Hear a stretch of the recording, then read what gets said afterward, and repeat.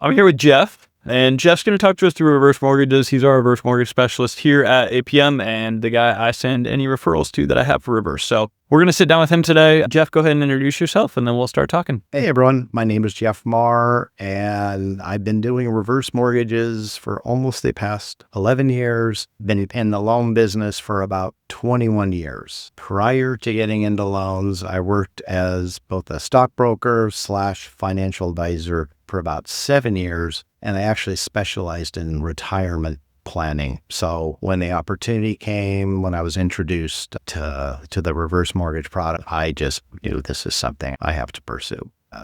That's my little background. Starting off, instead of what is a reverse mortgage, I'm going to start off with a different question. That is, who is a reverse mortgage actually for? Who qualifies for it, and what situation should they be in if they were going to use it? And then that'll kind of lead into what actually is a reverse mortgage. So start with there, who is it actually for, and then kind of lead into, okay, how can you use it, what is it, all that sort of stuff. Reverse mortgages were actually created almost 30 years ago with the sole intention of allowing seniors to tap their equity and replace their income. Maybe they lost a pension, one of the homeowners passed, and so it was, or they maybe didn't take advantage of retirement plans. So this is a way that the government set up, allowing senior homeowners, you need to be 55 and over or 62 and over for what's called the HECM reverse mortgage. That's the traditional product. And you just need to have enough income to cover the basic housing expenses, taxes, insurance, HOA if applicable. And that was the notion for why the reverse mortgage was created.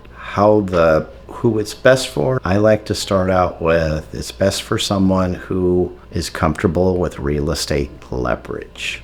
There are interest rates associated with these loans. We all heard the fact that there are no payments required, but there is interest accruing. You need to feel comfortable with a loan that is either growing every month and or interest that you may want to pay to slow down that growth. But you don't get a loan for no interest. So people need to be comfortable with the fact that this loan is probably going to be growing, and we do a comparison with the loan growth to the expected home value growing as well. That's probably one of the projection schedules, one of the most important forms that we go over when someone is actively investigating a reverse mortgage. When it comes to reverse mortgages in general, there's some people that should have them, some people that shouldn't have them. You mentioned people that are comfortable with real estate leverage.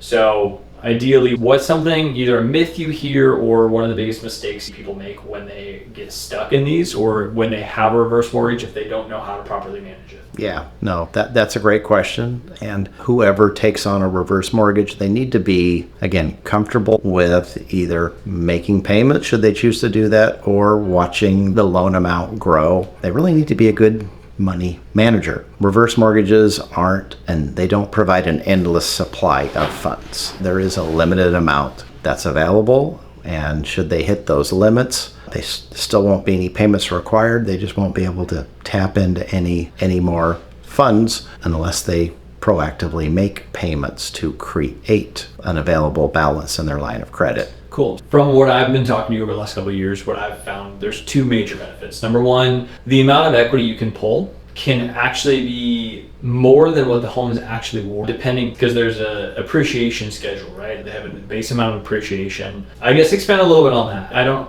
I still don't necessarily fully understand how that works, but I know that's what you mentioned in the past is where that's one of the biggest benefits to it is if you are paying your interest down, the home is appreciating at a value that you're actually able to pull a lot from, it sounds like. Yeah, so when we do a reverse mortgage, there's a feature that exists with the reverse mortgage that exists with no other mortgage. That is, there's a growth rate factor inherent with this line of credit. If you compare it with a HELOCs always have maximum amounts, and at some point they are going to require the principal to be paid, not just the interest. A reverse mortgage is kind of the opposite. The amount that's available, if it's not fully tapped, whatever is not tapped, is going to grow by the same interest rate that the loan grows on a monthly or an annual basis. Those people are going to be eligible to receive at some point in time a much higher loan amount, or be able to tap a much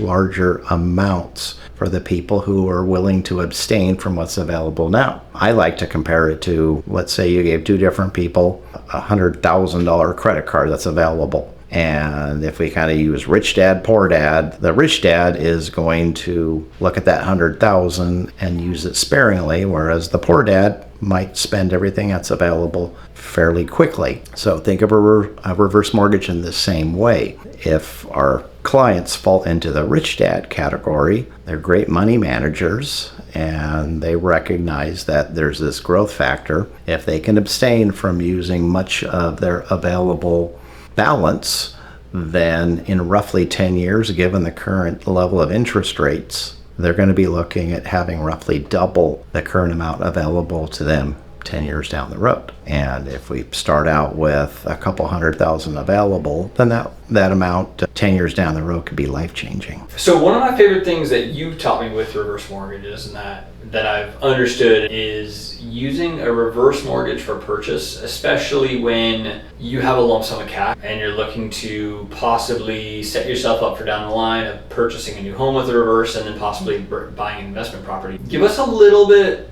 maybe not a super in-depth example of this, but how can you do that? How can you properly structure a reverse mortgage to do not only reverse for purchase, but how can you then use that money to help you buy either other investment properties or other things to be able to build on top of, the equity you're also purchasing in? Yeah, so I've mentioned this scenario a couple times. Let's say we have sellers that are going to be the also reverse mortgage users here in the very near future. Let's say that they're selling a home that they've owned for many years and maybe they have proceeds in upwards of $1 million.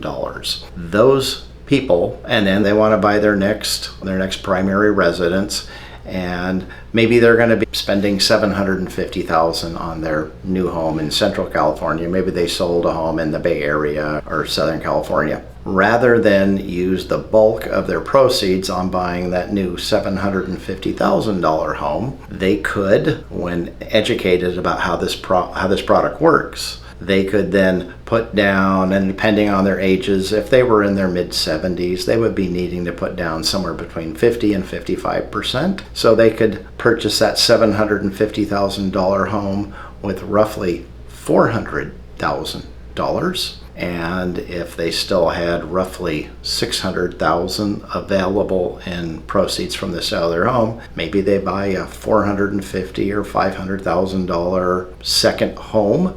That could be either a second home for them, it could be a home for maybe children to live in. It could also be a rental property, and of course they can capture rental income. And that way they would be buying not just one, but have two properties working for them. And of course that appreciation on two homes, and conceivably could even have some money left over to put into their investments. Does that make sense? Yeah. Yeah.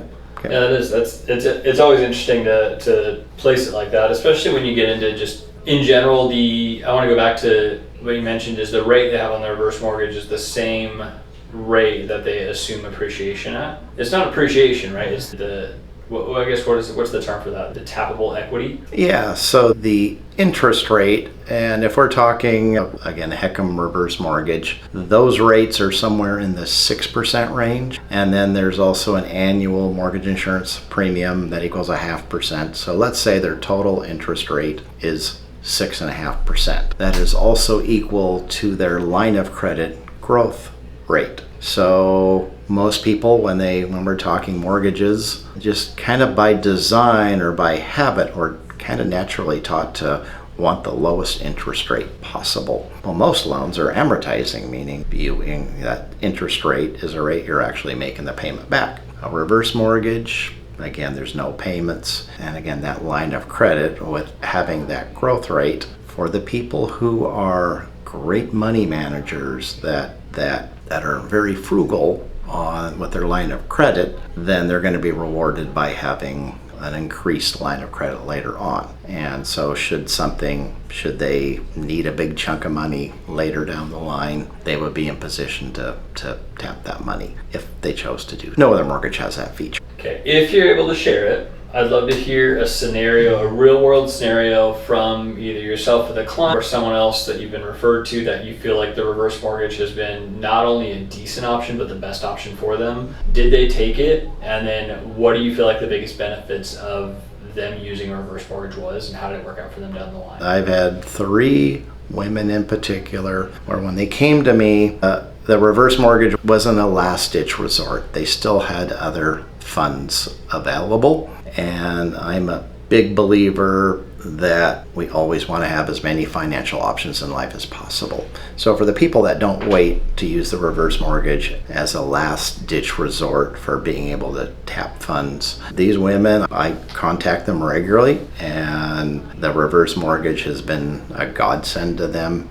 because they've been able to tap their reverse mortgage when their assets weren't performing, as opposed to waiting for the assets to be, to run out, to be depleted. And having that mindset, having that ability to have the reverse mortgage be a secondary or maybe a third option for them is much better than having the reverse mortgage again be last resort. As I mentioned earlier, it's not an endless supply of funds. There is a fixed amount that's going to be available, and again, there's that growth rate factor, but many humans can tap what's available quicker than the line of credit growth rate can grow. So with that being said, I think final 1 to 2 questions, depending how you want to view it. I've heard you mention in the past about when you have a reverse mortgage, basically instead of someone getting an inheritance, using it almost as an inheritance while they're still alive.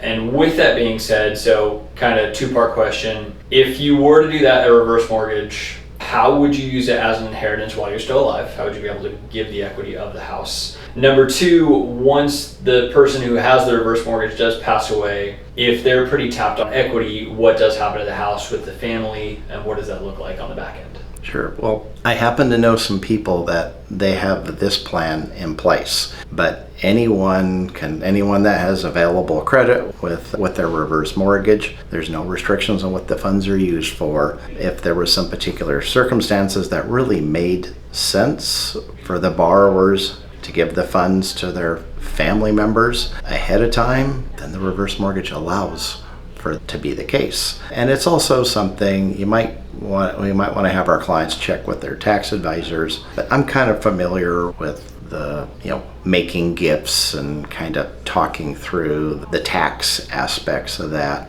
So if you may have parents or grandparents that want to help their kids maybe start a business, maybe go to college, or even help their kids buy a home, then a reverse mortgage can work just fine for those reasons. And that second part of the question is, what happens when someone's reverse mortgage hits the maturity phase? So the rule of thumb is when the last borrower passes away or moves out of the house, that's a triggering event for the reverse mortgage needing to be paid off. And for someone that did tap everything that was available, and if it happened to be during a time where home values, maybe they had this reverse mortgage for 15, 20 plus years, then that would be a scenario where the home might be underwater. Reverse mortgages are non-recourse loans. The debt stays with the home and stays with the lender if the debt exceeds the value of the home.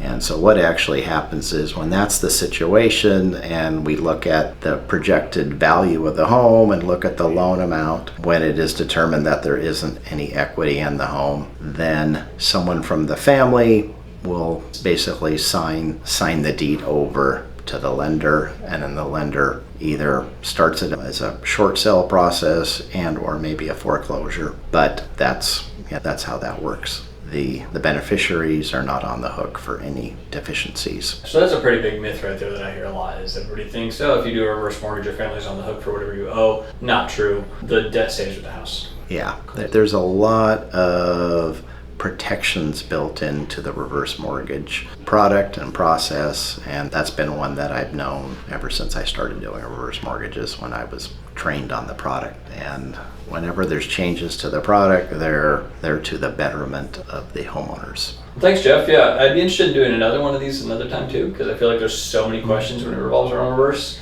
I got through, I think, 4 of my questions, but I could keep talking about this for hours. But yeah, with that being said, thanks for jumping in and giving us your advice. And yeah, thanks for doing this. Absolutely. And yeah, there's a lot of, when we go past the what's available, how does it work when you pass away, there's a lot of little rabbit holes we can go down. And I think I've gone down most of them by this time. But it's just, and by the way, anyone I do a reverse mortgage for, we end up having 2 or 3 or 4 serious conversations. And the second and third one sometimes we'll bring in, hey, who in your family should we involve in this process? Let's bring them in. We might even have some of those family members on the HUD counseling call so they can understand it. That's always been encouraged, is let's have any decision makers as part of that call. Awesome. Thanks again.